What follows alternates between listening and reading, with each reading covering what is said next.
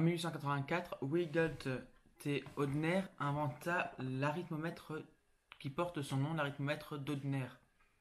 Alors, dans un 19e siècle qui devient de plus en plus industriel, le besoin d'avoir des machines à calculer comptables se fait sentir. Et donc, cet homme, Wilgot Hodner, un russe, inventa donc l'arithmomètre d'Hodner, comme je vous le disais tout à l'heure, à la fin du 19e siècle, 1884. Et ce fut l'un des arithmomètres les plus commercialisés en Europe. Alors précédemment, il y a eu l'arithmomètre de Thomas. Alors nous reviendrons sur ces différents arithmomètres dans une autre vidéo, dans une prochaine vidéo qui parle un peu plus en détail de toutes ces avancées mécaniques, technologiques qui permettent aujourd'hui de faire toutes ces opérations avec une grande simplicité. Alors voilà, donc là je vais vous présenter donc une machine à calculer Brunsviga 18RK précisément qui est donc Brunsviga, c'est une marque qui reprend les principes de l'arithmomètre d'Hodner. Plusieurs marques reprirent d'ailleurs le mécanisme de cet arithmomètre. Donc la marque Hodner, original Hodner, mais aussi Vaucanson, Thales, Brunsviga, ou alors même la Demos 2 dont j'avais parlé dans une précédente vidéo, vous pouvez aller voir sur la chaîne, reprend les quelques principes fondamentaux de la machine d'Hodner. Alors je parlerai de la machine d'Hodner et de son fonctionnement, de son principe de fonctionnement mécanique dans une autre vidéo aussi. Là on va juste parler de l'aspect, de l'utilisation de la machine calculée, l'arithmomètre 18RK de la marque Brunsviga. C'est parti.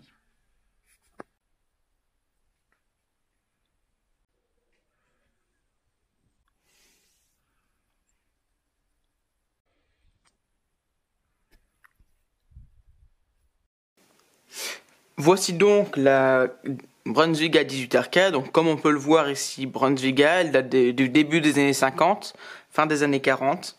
Alors on a ici aussi l'inscription Brunsviga. Je ne sais pas si vous voyez bien à la caméra.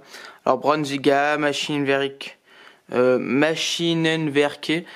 Braunschweig.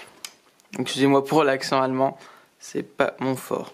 Alors, pourquoi 18? Eh bien tout simplement parce qu'il y a 18 lucarnes au totalisateur. Donc c'est bien plus que toutes les calculatrices modernes, hein, si on considère que le 1 c'est les unités, le 2 c'est les dizaines, centaines, milliers, etc. jusqu'au 18.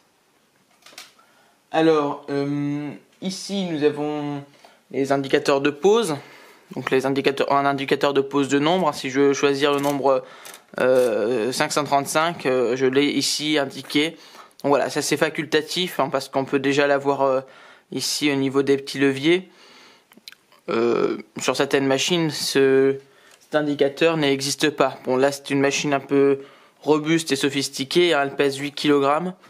Ça bouge pas, c'est de la bonne conception. C'est donc pour ça qu'ils ont choisi d'aller jusqu'au bout des choses et ils ont rajouté ce compteur.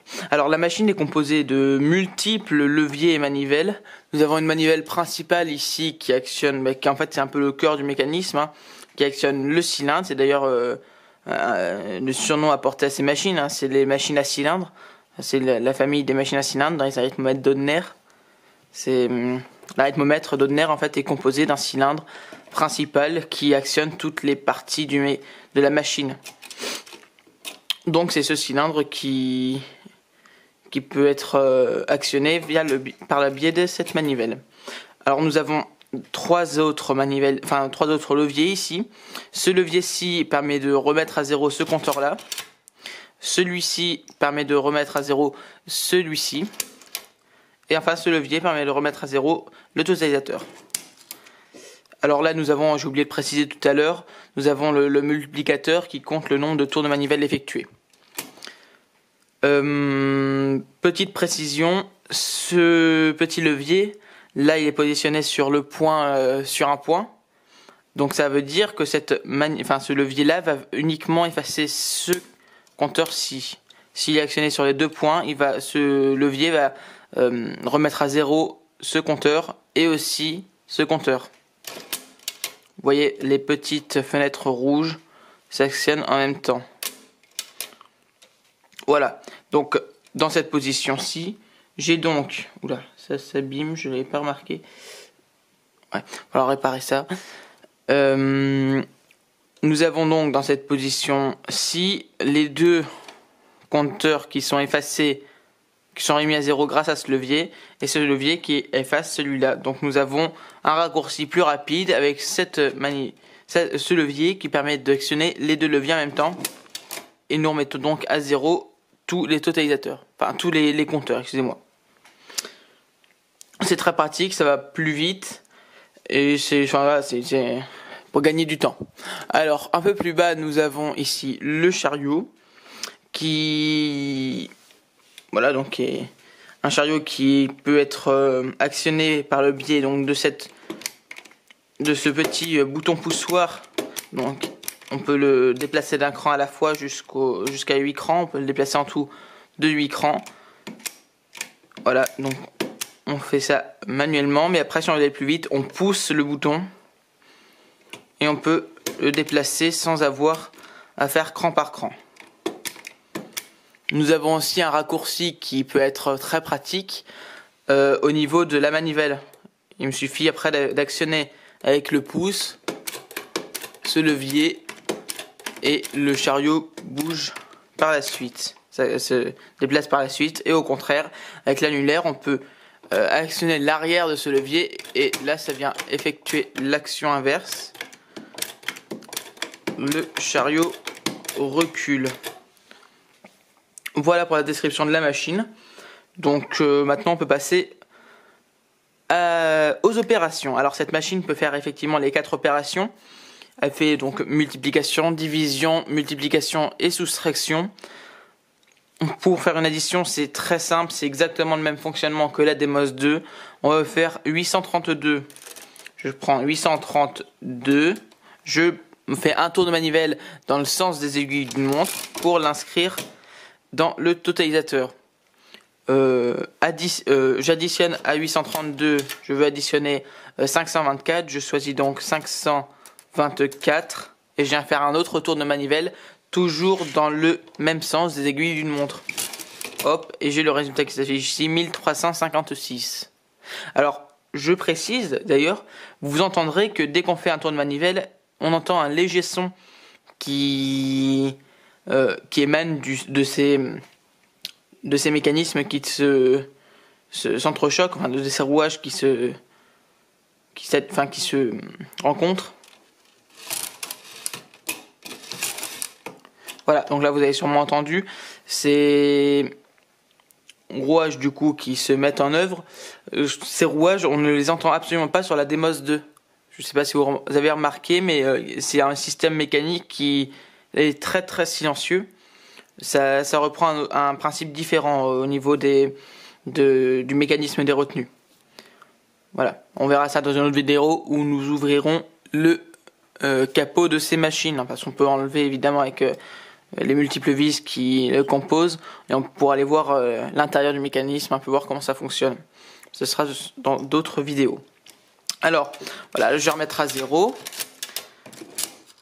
J'aurais pu très bien faire ça, pour remettre à 0. Bon, là j'ai l'habitude de tout remettre. Ah oui, j'ai oublié de vous préciser, quand on bouge le chariot, vous remarquerez qu'on bouge aussi un indicateur ici au niveau du multiplicateur. Voilà, là on est à la position 6 du chariot, 7, 8, etc. etc. Et ça bouge, enfin voilà, c'est un petit indicateur intéressant. Voilà, ça nous permet de voir que c'est quand même une machine très complète et destinée à un usage professionnel, hein, pas du tout à un usage, on va dire, commun. C'était pas du tout pour les particuliers. Alors, maintenant on peut passer à la division. Donc je vais faire 526, et pourquoi pas 526. Donc j'inscris 526, je vais l'inscrire dans le totalisateur en effectuant un tour de manivelle dans le sens des aiguilles d'une montre. Hop, c'est inscrit. J'efface ce compteur-ci. Et je vais soustraire à cela 232. Donc 232. Et il me suffit donc de faire un tour de manivelle. Mais alors attention, cette fois-ci, il faut le faire dans le sens inverse des aiguilles d'une montre pour enlever 232 à 526. Donc là, on va effectuer cette manipulation. Hop, et ça nous fait 294. On peut voir que le totalisateur, enfin le multiplicateur, excusez-moi, avait compté un tour de manivelle quand j'avais inscrit 526. Mais quand j'ai fait le tour de manivelle inverse pour soustraire 232, il est revenu à 0. Voilà, donc ça veut dire que au final, on n'a additionné aucun terme, on les a soustraits. Enfin, bon, c'est logique. Donc là, je remets tout à 0. On peut passer à la multiplication. La multiplication est plutôt simple aussi. Si je veux multiplier 372 par 54, il me suffit donc, qu'est-ce qu'il y a dans 54 ? 54 c'est 4 unités et 5 dizaines. Alors je vais donc faire 372 fois 4 plus 372 fois 50. Donc là je vais faire 372 fois 4, donc c'est très simple, je vais faire 4 tours de manivelle. 1, 2, 3 et 4. Donc là j'ai fait 4 tours de manivelle, on peut le voir ici. 372 multiplié par 4, ça fait 1488. Et donc pour le multiplier par 54, il me suffit de déplacer le chariot d'un rang. Là je suis donc dans les dizaines. Donc là j'étais précédemment dans les unités. Là je suis dans les dizaines. Et là je vais effectuer 5 tours de manivelle pour les 5 dizaines qui composent le 54. Donc là je vais faire 5 tours de manivelle. Voilà, alors je peux revenir aux unités. Et alors 372 multiplié par 54, cela nous donne bien 20 088. Vous pouvez vérifier à la calculatrice, le résultat est correct. Enfin, normalement il est correct, mais je vais pas le vérifier, j'ai confiance en ma machine. Voilà. Et alors cette fois-ci pour la division, alors c'est un peu plus complexe. Là je vais prendre un grand nombre, là par exemple, faisons des folies. Je vais prendre 2 786 372. Donc 2 786 372. Je vais venir l'inscrire d'un tour de manivelle dans le sens des aiguilles d'une montre. Dans le compteur, enfin dans le totalisateur. Et alors là, faites attention, je vais venir remettre à 0 les deux compteurs. L'indicateur de pause et le multiplicateur. Voilà, précédemment, je ne remettais à 0 que l'indicateur de pause. Là, je vais remettre à 0 les deux. Hop. Et alors là, je veux le diviser par 27. Non, on va dire 26. 26. Donc, je vais le diviser par 26. J'inscris donc 26. Alors, qu'est-ce que c'est une division ? C'est soustraire x fois 26 à 2 786 372. Donc c'est ce qu'on va faire et donc c'est ce nombre x qui nous intéresse. Alors je vais venir donc soustraire. Alors je vais pas soustraire indéfiniment parce que là je pourrais soustraire x fois 26 à 2 786 372, mais je pense que le résultat sera assez grand. Alors je vais pas m'amuser à faire par exemple si le résultat est 2000 et quelques, je vais pas m'amuser à faire 2000 et quelques fois une soustraction. Alors ce que je vais faire, c'est que je vais aller me déplacer chez les millions. Donc là je suis au niveau des millions, faut plus prendre en compte les nombres se trouvant à droite du 2. Donc alors je sais pas si vous voyez bien la caméra, oui normalement oui. Là il y a donc est-ce qu'on peut soustraire 26 à 2? Non, sinon on serait dans les négatifs. D'ailleurs la machine nous le fait bien savoir par un retentissement de sonnerie. Je vous laisse écouter.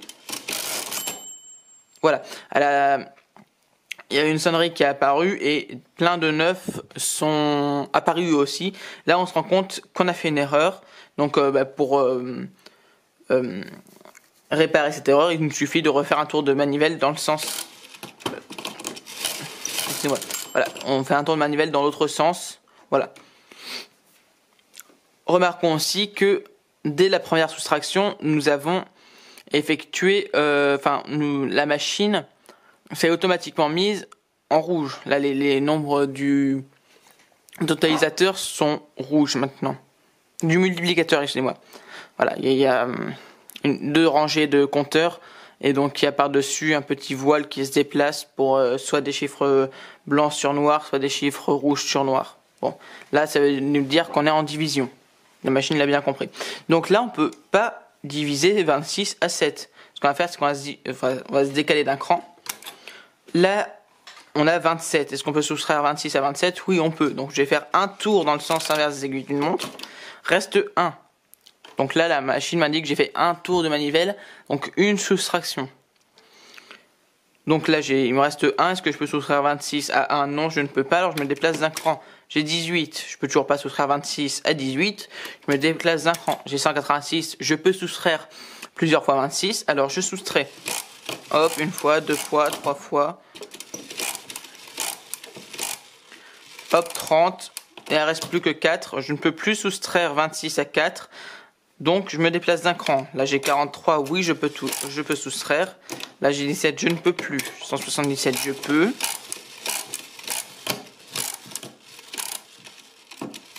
Là je me suis trompé par exemple, il restait 21, j'ai soustrait 26. Donc je reviens dans l'autre sens et on revient normalement. Et là il me reste plus que 21, je ne peux pas soustraire 26 à 21. Je me décale encore une dernière fois d'un cran. Et je fais une soustraction, enfin je fais... la soustraction, reste 30, là voilà, là je ne peux plus soustraire 26 à 4, donc nous avons le résultat de notre division, et le résultat est 107 166, reste donc 4. Voilà. Alors c'est très ingénieux, ça nous fait des divisions euclidiennes, donc voilà, je trouve ça plutôt pas mal. Allez, donc on peut tout remettre à 0. Et alors regardez bien le multiplicateur qui va revenir. Voilà. Il y a en fait deux volets. Les nombres rouges, les nombres blancs. Voilà. Bon. Donc là on a effectué toutes les divisions. Toutes les opérations, excusez-moi, possibles à effectuer sur la machine. Alors évidemment on peut faire des cubages, plein de choses, tout ça. Ça découle de toutes ces opérations qu'on a faites précédemment. Donc je ne vais pas m'attarder sur ce sujet-là. Il y a quelques petites techniques. Par exemple, si on veut multiplier par 999 un chiffre, par exemple, on veut multiplier 32 par 999. Ou 999 multiplié par 32. Enfin, qu'importe. Si on veut faire 999... Non, excusez-moi, oubliez ce que je viens de dire, on reprend notre chiffre. Je vais faire 999 multiplié par 999. Hop, je vais pas m'amuser à faire 9 tours de manivelle, décaler d'un cran, 9 tours de manivelle, décaler d'un cran et 9 tours de manivelle. Ce serait long et pas très intéressant. Alors ce qu'on va faire, c'est qu'on va se déplacer directement dans la colonne des milliers. On va faire un tour de manivelle. Voilà, j'ai fait un tour de manivelle. Donc là, en fait, c'est comme si j'avais fait 999 fois 1000. On est d'accord. Et puis là, il me suffit de revenir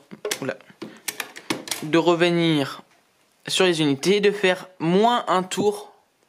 Donc soustraire à 1000, 1. Enfin, tout simplement. Et voilà. Alors là, on peut voir que 999 multiplié par 999, ça fait 998 001. Voilà, en fait, c'est tout simplement, c'est 999 multiplié par 999, c'était égal à 999 fois 1000 moins 999. Voilà. Donc c'est ce que je viens de faire. Ça va bien plus vite que de faire 3 fois 9 fois tour de manivelle. Voilà donc pour les explications concernant cette machine. J'espère que la vidéo vous aura plu. N'hésitez pas à vous abonner à la chaîne.